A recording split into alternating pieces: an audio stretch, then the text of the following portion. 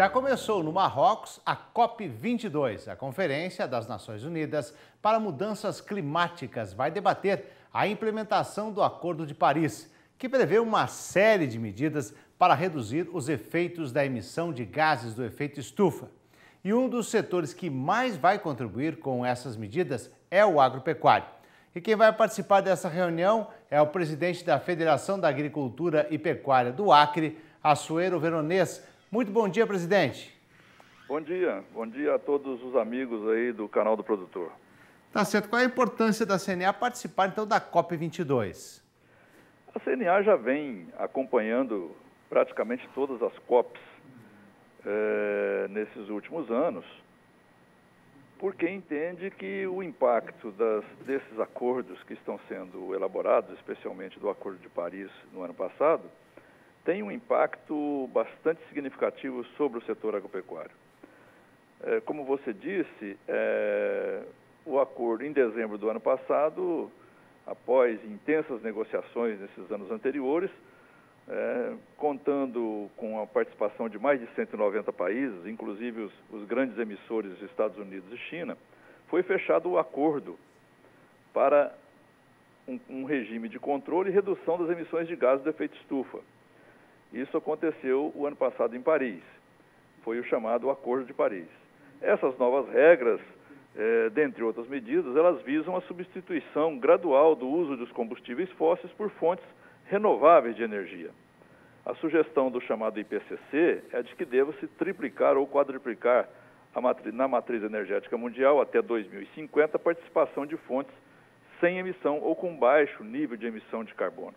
Então, em Paris, cada país apresentou voluntariamente as suas contribuições para a redução de emissões de carbono na atmosfera.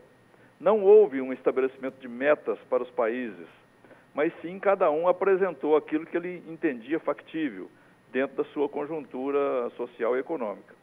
Mas apesar da séria crise econômica que o nosso país enfrenta e que atinge também o setor agropecuário nacional, o Brasil ofereceu as maiores metas de redução de emissões de gases de efeito estufa. E os setores produtivos foram ouvidos?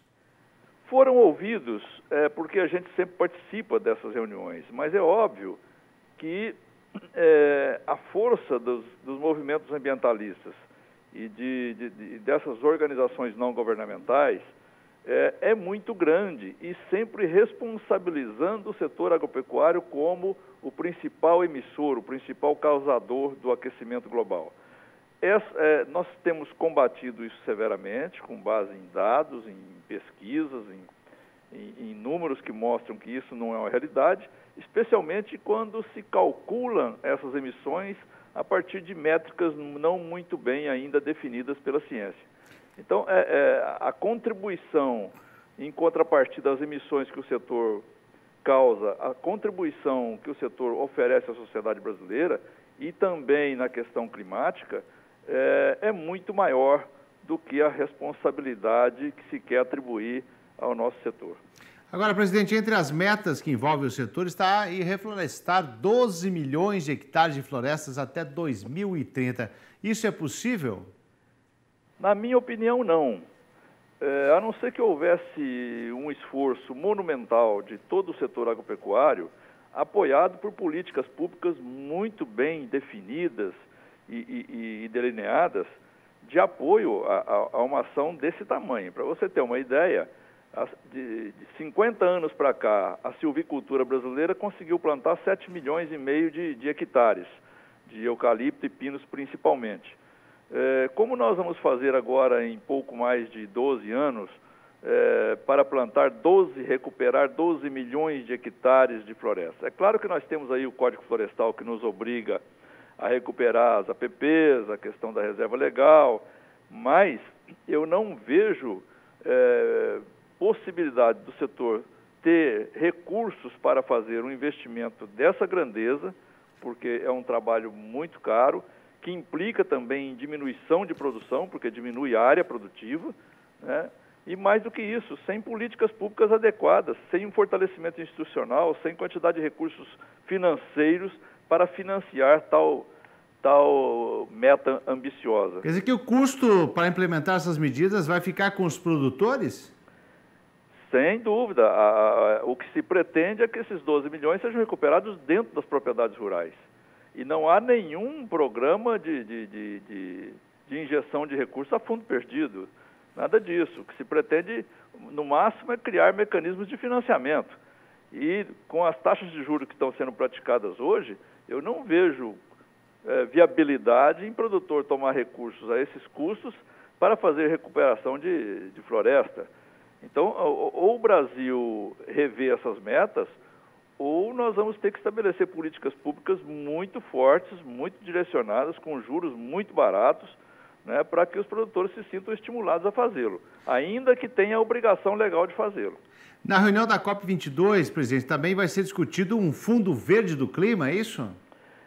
Exatamente. Esse fundo já está estabelecido que ele teria em torno de 100 bilhões de dólares por ano a partir de 2020. E o Brasil não pode cair na armadilha de querer ser contribuidor do fundo. Eu acho que nós estamos numa condição, em relação aos países do primeiro mundo, que usaram seus recursos naturais à exaustão e, portanto, se enriqueceram. Nós não temos condições de ser contribuidor do fundo. Pelo contrário, eu acho que nós temos que ser tomadores desses recursos financeiros, visando a mitigação e adaptação às mudanças climáticas dentro do nosso país. Quer dizer, nós temos que trabalhar nesse sentido, isso obviamente vai ser discutido também na COP, nas reuniões com o governo brasileiro e com as outras entidades que participam, no sentido do Brasil ser considerado beneficiário desse fundo. Ok, eu agradeço a participação então do presidente da Federação da Agricultura e Pecuária do Acre, Assuero Veronês. Muito obrigado, um bom dia. Bom dia, obrigado a vocês.